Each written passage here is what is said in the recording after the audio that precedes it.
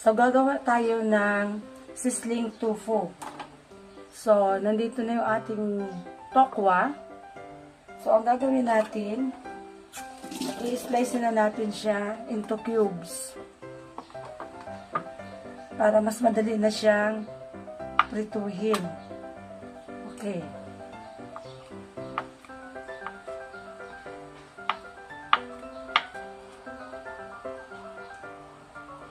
Ayan.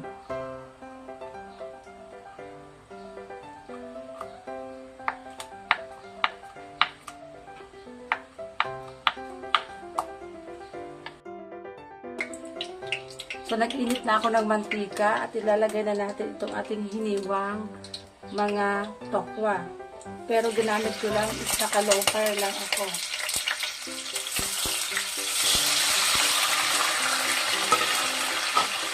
Para hindi maputong ang ating tokwa. So, antayin natin siya mag-golden brown. Saka natin siya tatang. Ito yung ating gagamitin sa tofu sisig na sauce. So, nag-prepare ako ng 4 tablespoon of Reader's Choice mayonnaise.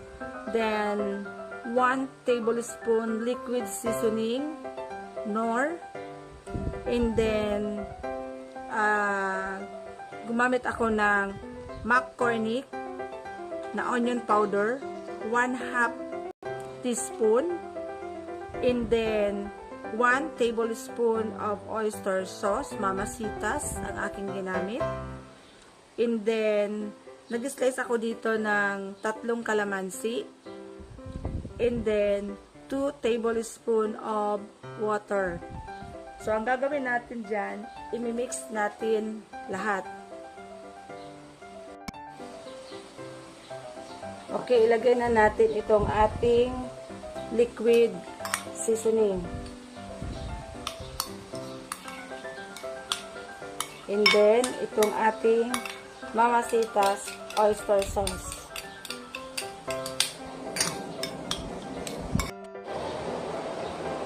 And then, ang onion powder.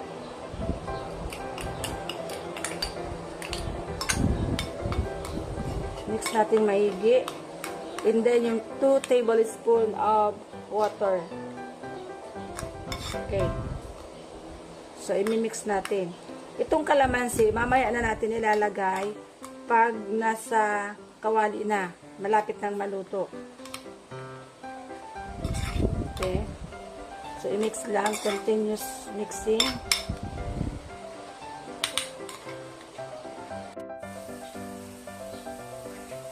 Okay. So, golden brown na yung ating tokwa. So, tatanggalin na muna natin siya sa kawali. Okay, ilalagay muna natin siya sa paper towel para yung oil matanggal, yung mga excess oil niya.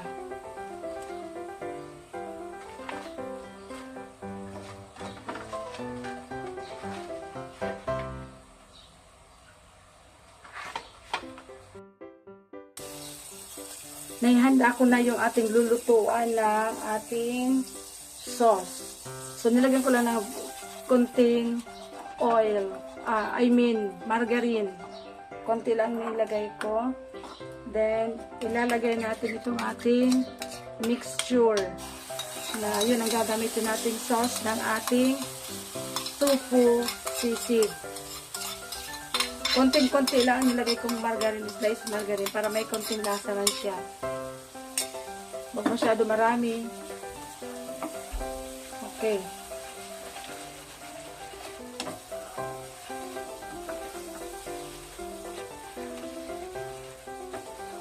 Lulutuin lang natin siya. And then, ilalagay na natin yan sa ating tofu. So, titikman muna natin kung ano ang lasa, kung okay na ang timpla niya. Okay. Okay. Para sa akin, tamang-tama na ang timpla. So, kung gusto nyo may maanghang, pwede nyo siyang lagyan ng chili powder. Okay, so okay na ang lasa niya. So, ilalagay na naman natin dito yung ating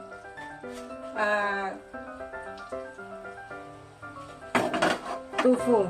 So, nag-prepare ako dito ng onions. Lalagay natin yung onions. And then, meron akong bell pepper. Maliit lang siyang bell pepper. Wala akong nakuhang bell pepper sa palengke na may color red. Yung mix ng red and green. So, meron pa siyang oil. Hindi ko nilugasan yung kawali. Dito na mismo, tinanggalan ko lang siya ng mantika. Okay?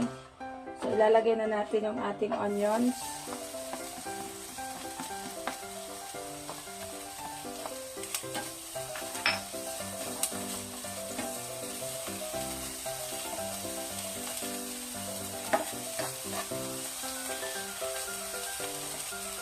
And then, yung ating bell pepper.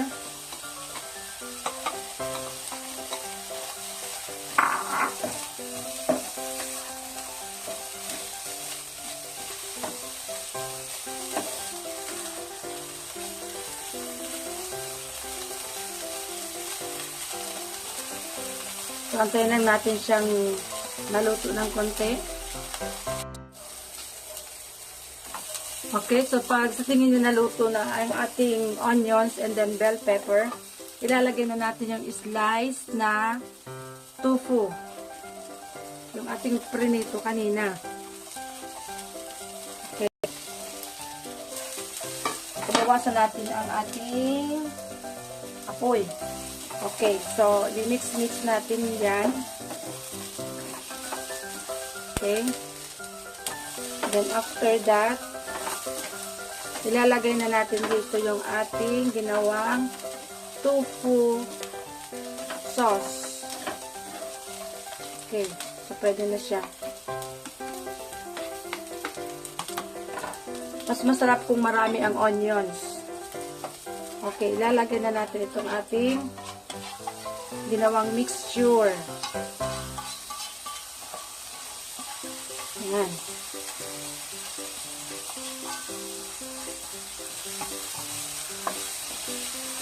I-mix na natin. Pero dapat naka-low fire.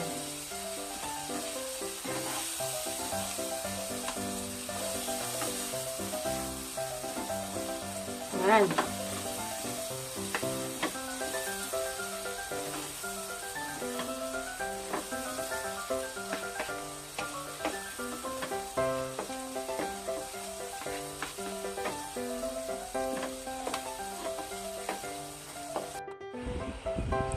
Ito na yung ating sizzling tofu.